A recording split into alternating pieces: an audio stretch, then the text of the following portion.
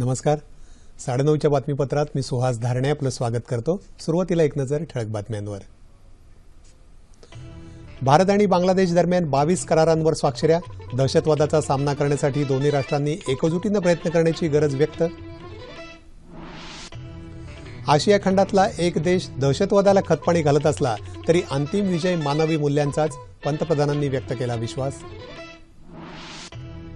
Smart सिटीच्या माध्यमातून जनतेचं जीवनमान सुधारण्याला प्राधान्य, मुख्यमंत्री. तर प्रदूषणमुक्त स्वच्छ शहर ही स्मार्ट सिटीला अभिप्रेत, नितीन गडकरी. राज्यात आजपासून भारतरत्न डॉक्टर बाबासाहेब आंबेडकर सामाजिक समता सप्ताहाचं आयोजन. आणि विदर्भातल्या नागपूर, अकोला, चंद्रपूर जिल्ह्यात उष्णतेची लाट कायम, नागरिकांनी काळजी घेण्याचं आरोग्य विभागाचं आवाहन. आणि आता सविस्तर वृत्त. भारत आणि बांगलादेश यांच्यात आज माहिती तंत्रज्ञान, सायबर सुरक्षा, नागरी अणुऊर्जा, न्यायिक सहयोग, अंतराळ क्षेत्र सहकार्य, व्यापार आणि वाणिज्य अशा विविध क्षेत्रातल्या 22 करारांवर स्वाक्षऱ्या झाल्या. पंतप्रधान नरेंद्र मोदी आणि बांगलादेशच्या पंतप्रधान शेख हसीना यांच्यात आज नवी दिल्लीत हैदराबाद हाऊस इथं द्विपक्षीय चर्चा झाली. त्यानंतर झालेल्या संयुक्त पत्रकार परिषदेत दोन्ही नेत्यांनी याविषयी माहिती दिली. कोलकाता, खुलना, ढाका या बस गाडीला तर पश्चिम बंगालमधल्या राधिकापूरपासून बांगलादेशमधल्या पार्बतीपूरपर्यंतच्या मालवाहक रेल्वेला दोन्ही पंतप्रधानांनी व्हिडिओ कॉन्फरन्सिंगद्वारे हिरवा झेंडा दाखवला. बंगबंधू शेख मुजीब रहमान यांच्या द अनफिनिश्ड मेमरीज या पुस्तकाच्या हिंदी अनुवादाचं प्रकाशनही दोन्ही नेत्यांच्या हस्ते झालं. मुजीबुर रहमान यांच्या स्मरणार्थ नवी दिल्लीतल्या एका मार्गाचं नामकरणही बंगबंधू शेख मुजीब मार्ग असं करण्यात आलं. दहशतवादाप्रमाणे जगाला कट्टरतावादाचा धोका भेडसावत असून दहशतवादाचा सामना करण्यासाठी भारत आणि बांगलादेश या दोन्ही राष्ट्रांनी एकजुटीनं प्रयत्न केले पाहिजेत, असं पंतप्रधान नरेंद्र मोदी यांनी यावेळी सांगितलं. आपल्यातली द्विपक्षीय चर्चा फलदायी आणि सर्वसमावेशक झाल्याचं ते म्हणाले. भारत हा बांगलादेशचा विश्वसनीय भागीदार असून भारताची भूमिका नेहमीच बांगलादेशच्या विकासाची राहिली आहे, असंही त्यांनी सांगितलं. 2021 पर्यंत सर्वांसाठी ऊर्जा या बांगलादेशच्या महत्वाकांक्षी योजनेला भारताचा पूर्ण पाठिंबा असून ऊर्जा सुरक्षा हा दोन्ही देशातला महत्वाचा दुवा आहे, असंही पंतप्रधान म्हणाले. भारतातर्फे बांगलादेशमधल्या डिझेल पाईपलाईनला वित्तपुरवठा केला जाणार आहे. तसंच बांगलादेशला लष्करी साहित्य खरेदीसाठी 500 दशलक्ष अमेरिकी डॉलर इतकं कर्ज भारतानं दिलं आहे. बांगलादेशमधल्या प्राधान्य क्षेत्राच्या विकासासाठी भारतानं 45 दशलक्ष डॉलर्सचा निधीही कर्जरूपानं दिला आहे. दोन्ही राष्ट्रातल्या सशस्त्र सेना आणि लष्करी क्षेत्रातल्या सहकार्याला अधिक प्रोत्साहन मिळाल्याचं त्यांनी सांगितलं. बांगलादेशच्या पंतप्रधान शेख हसीना यांनी भारताचे आभार मानले असून दोन्ही राष्ट्रातल्या लोकांशी संवाद हे आपलं बलस्थान असल्याचं त्या म्हणाल्या. तत्पूर्वी शेख हसीना यांचं राष्ट्रपती भवनात औपचारिक स्वागत करण्यात आलं आणि त्यांना मानवंदना देण्यात आली. त्यानंतर हसीना यांनी वरिष्ठ अधिकाऱ्यांची भेट घेऊन चर्चा केली. तसंच त्यांनी राजघाट इथल्या महात्मा गांधींच्या समाधीवर पुष्पचक्र अर्पण करून त्यांना अभिवादन केलं. सबका साथ सबका विकास ही संकल्पना केवळ 125 कोटी भारतीयांपुरती मर्यादित नसून शेजारील राष्ट्रांचा विकासही यात अभिप्रेत आहे, असं पंतप्रधान नरेंद्र मोदी यांनी म्हटलं आहे.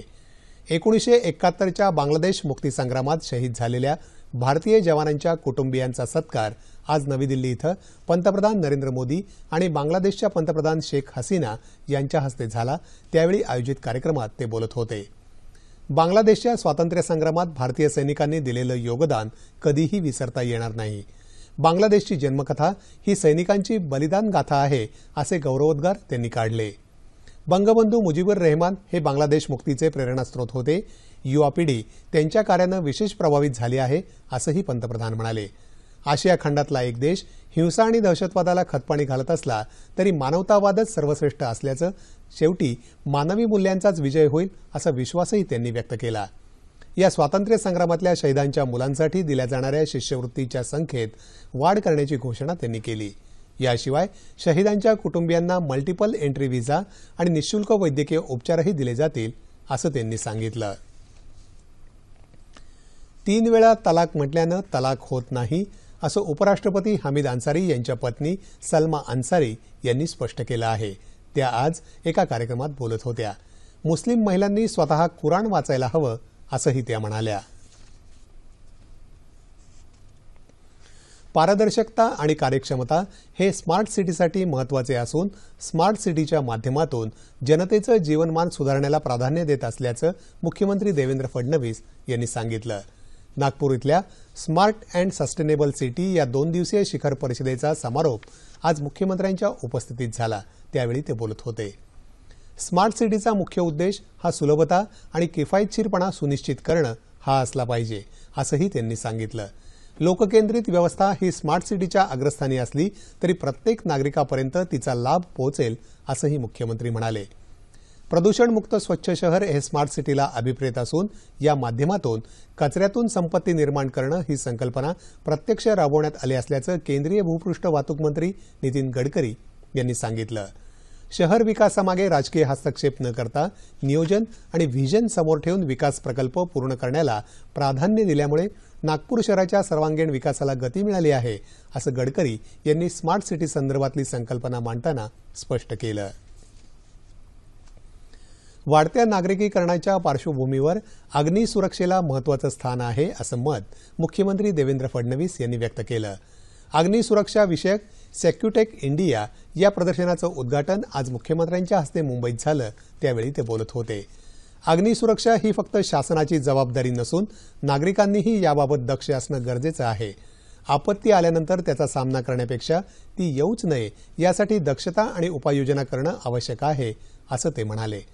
अत्याधुनिक तंत्रज्ञानाचा वापर करूनच आपण नागरिकीकरणातल्या आव्हानांना यशस्वीपणानं सामोरं जाऊ शकतो, असा विश्वास त्यांनी व्यक्त केला। स्मार्ट सिटीच्या निर्मितीत लोकांची सुरक्षितता हा महत्त्वाचा भाग आहे। शासन, खाजगी संस्था, उद्योजक, विकासक यांच्या एकत्रित सहयोगातून राज्यातली शहरं आणि ग्रामीण भाग हा जास्तीत जास्त सुरक्षित करण्यासाठी कार्य केलं जाईल, असं आश्वासन मुख्यमंत्र्यांनी यावेळी दिलं। मुंबईसारख्या सागरी तटीय शहरात जमिनीअभावी कमी जागेत बांधकामं केली जातात, पण असं असलं तरी आपल्याला सुरक्षिततेकडे दुर्लक्ष करून चालणार नाही, असंही ते म्हणाले। सेक्युटेक इंडिया सारख्या प्रदर्शनांमधून विकासक, अभियंते यांच्याबरोबरच जनतेलाही अग्निसुरक्षा आणि त्यातलं अत्याधुनिक तंत्रज्ञान याची माहिती मिळू शकणार आहे। पर्यावरणाला पूरक अशी वाहतूक प्रणाली एकात्मिक रीतीनं विकसित करण्यासाठी राज्य सरकार प्रयत्नशील आहे, असं मुख्यमंत्री देवेंद्र फडणवीस यांनी म्हटलं आहे। ठाणे जिल्ह्यातल्या भिवंडी इथल्या मांडकोली नाका उड्डाणपुलाच्या उजव्या मार्गिकेचं उद्घाटन आज मुख्यमंत्र्यांच्या हस्ते झालं, त्यावेळी ते बोलत होते। मुंबई, ठाणे, कल्याण, भिवंडी, भाईंदर अशी एकात्मिक आणि चक्राकार वाहतूक व्यवस्था निर्माण केली जाणार असून त्यामुळे सगळी छोटी मोठी शहरं जोडली जातील, असं मुख्यमंत्री म्हणाले। रखडलेल्या प्रकल्पांना गती देण्याची आवश्यकता असल्याचं सांगत पालकमंत्री एकनाथ शिंदे यांनी यावेळी वर्सोवा पुलाचं बांधकाम पूर्ण करण्यासाठी राष्ट्रीय महामार्ग प्राधिकरणासोबत बैठक आयोजित करण्याची विनंती मुख्यमंत्र्यांना केली। तसंच संपूर्ण कल्याण शहराचा मेट्रोमध्ये समावेश करण्याचा पुनरुच्चार त्यांनी यावेळी केला। या कार्यक्रमाला राज्यमंत्री रवींद्र चव्हाण, खासदार कपिल पाटील, स्थानिक लोकप्रतिनिधींसह इतर मान्यवर उपस्थित होते। अनुसूचित जाती आणि वंचित दुर्बल घटकांच्या सर्वांगीण विकासाचं ध्येय ठेवून विविध कल्याणकारी योजना राज्यात राबवण्यात येत आहेत। या योजनांची माहिती सर्वसामान्यांना व्हावी यासाठी राज्यात भारतरत्न डॉक्टर बाबासाहेब आंबेडकर सामाजिक समता सप्ताह साजरा करण्यात येत आहे, अशी माहिती सामाजिक न्यायमंत्री राजकुमार बडोले यांनी दिली। या सप्ताहादरम्यान डॉक्टर बाबासाहेब आंबेडकर यांच्या जीवनावरील लघुनाट्य, प्रश्नमंजुषा, वादविवाद स्पर्धा यांचंही आयोजन करण्यात येणार आहे। तसंच व्यसनमुक्ती, स्वच्छता अभियान आणि रक्तदान शिबिरांचं आयोजनही करण्यात आलं आहे। बीडमध्ये सामाजिक समता सप्ताहाचा प्रारंभ उपजिल्हाधिकारी चंद्रकांत सूर्यवंशी यांच्या हस्ते झाला। भारतरत्न डॉक्टर बाबासाहेब आंबेडकर यांनी दलित, उपेक्षित आणि अस्पृश्य समाजाला मुख्य प्रवाहात आणून त्यांना समानतेचा हक्क मिळवून देण्याचं कार्य केलं आहे। त्यांच्या या योगदानामुळे भारत महासत्ता होण्याकडे वाटचाल करत आहे, असं चंद्रकांत सूर्यवंशी यांनी यावेळी सांगितलं। राज्यभरात आजपासून भारतरत्न डॉक्टर बाबासाहेब आंबेडकर सामाजिक सप्ताहाचं आयोजन करण्यात आलं आहे। या अंतर्गत राज्यभरात विविध कार्यक्रमांचं आयोजन करण्यात आलं आहे।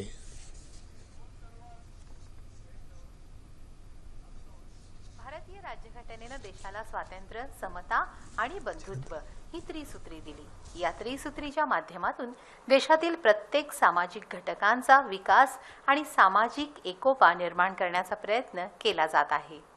राज्यघटना लिहिताना भारतरत्न डॉक्टर बाबासाहेब आंबेडकरांनी देशाच्या आर्थिक, सामाजिक आणि सांस्कृतिक परिस्थितीचा अभ्यास केला होता.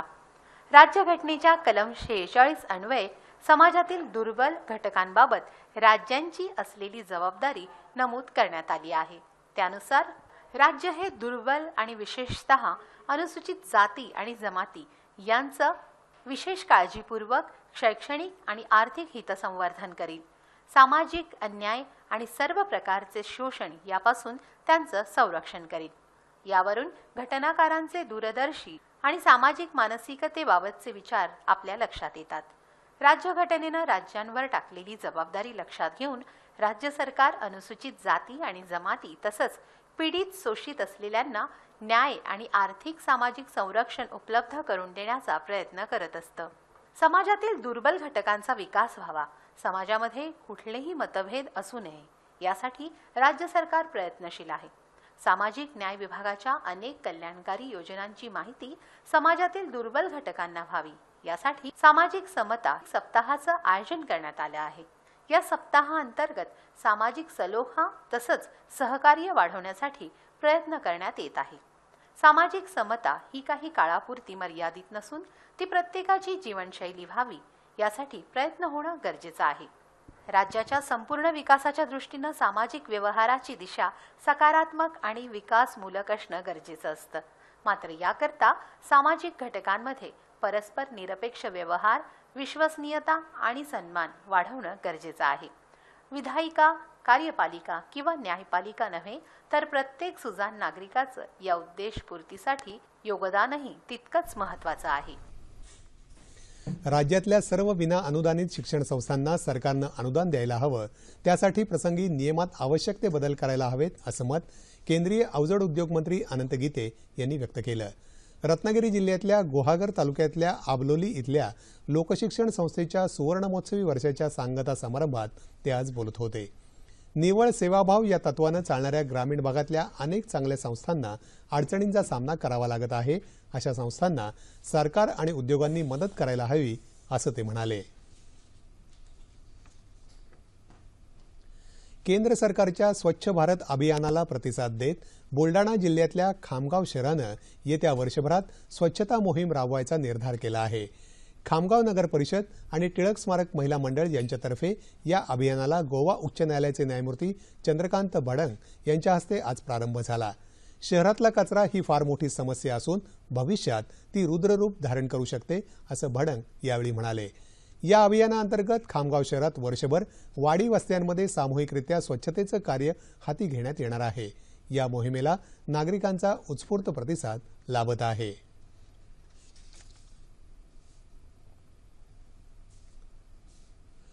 ठाणे जिल्ह्यातल्या मीरा रोड इथं बोगस कॉल सेंटर चालवून हजारो अमेरिकन नागरिकांची कोट्यवधी रुपयांची फसवणूक केल्याप्रकरणी ठाणे पोलिसांनी काल सागर उर्फ शॅगी ठक्करला अटक केली.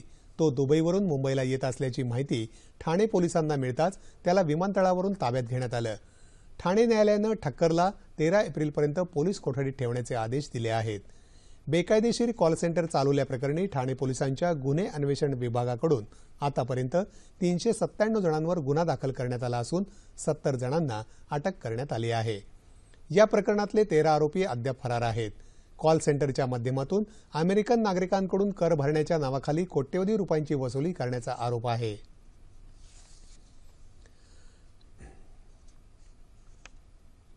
तो वयाच्या 15 वर्षापासून इंटरनेट बेस्ड टेक्नॉलॉजीजमध्ये काम करतो वेगवेगळ्या कंपनीमध्ये, आणि जी काही लेटेस्ट टेक्नॉलॉजी आहे त्याचं ज्ञान त्याला खूप चांगलं आहे, एक्सपर्टीज आहे त्याचं. तर त्या टेक्नॉलॉजीचा मिसयूज करून आपली आयडेंटिटी न रिव्हील करता आपल्यापर्यंत कोणी पोचू नये या दृष्टिकोनातून त्यांनी हा गुन्हा घडून आणलेला आहे. सागर ठक्करला 13 तारखेपर्यंत पोलीस कस्टडी मिळालेली आहे. विदर्भातल्या नागपूर, अकोला, चंद्रपूर जिल्ह्यात उष्णतेची लाट कायम आहे. आज नागपूरमध्ये 42.8 अंश सेल्सिअस तापमानाची नोंद झाली. या उष्णतेमुळे शहरातल्या रस्त्यावरची वर्दळ कमी झाली असून ठिकठिकाणी लोक थंड पेय घेताना दिसत आहेत. विदर्भाच्या काही शहरात उष्णतेची लाट 5 ते 6 दिवस अशीच कायम राहील. त्यामुळे लोकांनी दुपारी 12 ते 5 दरम्यान बाहेर पडणं टाळावं आणि भरपूर प्रमाणात पाणी प्यावं, असं आवाहन प्रादेशिक हवामान केंद्राचे ए.डी. ताठे यांनी केलं आहे.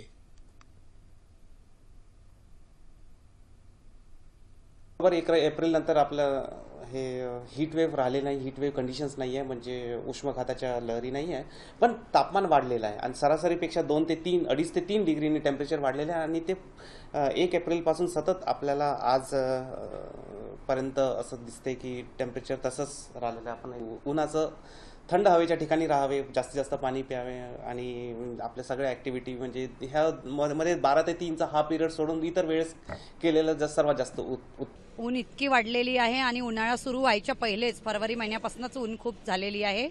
त्याच्यामुळे बाहेर जाण्याचा पण खूप त्रास होतो आणि कुठे बाहेर गेलो पण तरी पण उन्हाने इतका त्रास होतो की पाणी जीव कसा पाणी होतो आणि आम्हाला थांबून कुठेतरी पाणी विकत घेऊन प्यावं लागतं किंवा घरून येताना बॉटल आणावं लागते किंवा उसाचा रस वगैरे प्यावा लागतो. पण खरं म्हणायचं म्हणजे बाहेर कुठे जायची इच्छाच होत नाही. अकोला शहरातही वाढत्या तापमानामुळे भर दुपारी शहरातले रस्ते निर्जन दिसत आहेत. शेतकऱ्यांनी उन्हाळी पिकांना पाणी देण्याच्या वेळेत बदल करावा, तसंच उष्माघात टाळण्यासाठी भरपूर पाणी प्यावं असं आवाहन कृषी विभागातर्फे करण्यात आलं आहे. ही उष्णतेची लाट आणखी काही दिवस कायम राहणार आहे. शासकीय रुग्णालयात उष्माघात कक्ष सज्ज ठेवण्यात आल्याची माहिती प्रभारी अधिष्ठाता कुसुमकाकर घोरपडे यांनी दिली. आम्हाला पाण्याची आवश्यकता असते. बरेचसे गरीब लोक असतात की ते पाणी विकत नाही घेऊ शकत. त्यांच्यासाठी प्रशासनाने कुठेतरी पाण्याचा बंदोबस्त करावा. शरीराचं तापमान कमी करण्यासाठी आम्ही लिंबू सरबत किंवा पाणी पिऊन तेवढं तापमान आम्ही कमी करतो शरीराचं आणि ड्युट्या करतोय उन्हामध्ये भरपूर आणि उन्हाचा त्रास पण होतोय खूप. चंद्रपूरमध्ये तापमान 44 अंशांपर्यंत पोहोचलं असून इथलं जनजीवन होरपळून निघत आहे. तीव्र उष्णतेमुळे रस्त्यांवर सकाळी 11 वाजल्यापासून सामसूम दिसून येत आहे. चंद्रपूरमध्ये अनेक ठिकाणी पाणपोईची व्यवस्था करण्यात आली आहे, तसंच शीतपेला आहे.